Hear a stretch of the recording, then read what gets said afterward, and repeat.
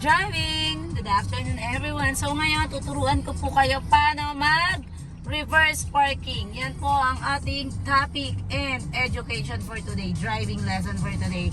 So, hear me out mga ka-driving. So, eto po yung gagawin natin. Then, na nag-aano ng sedan.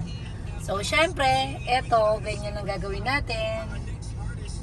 So, make sure yung, ayun, yung iyong side mirror at sa kabilang mirror, make sure, ayan, kayang-kaya na.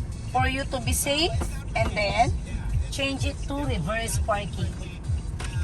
Let's check, mga ka-driving, kung tama po ba yung aking, kung alanganin, yung aking, ayan, di ba? Pero kung makikita nyo, basta tansyahin nyo po yung side ninyo.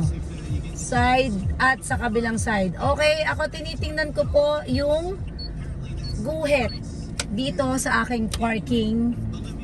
Ano, yan. As you can see, okay. So yun, dun po ako naka-align. Yan, di ba?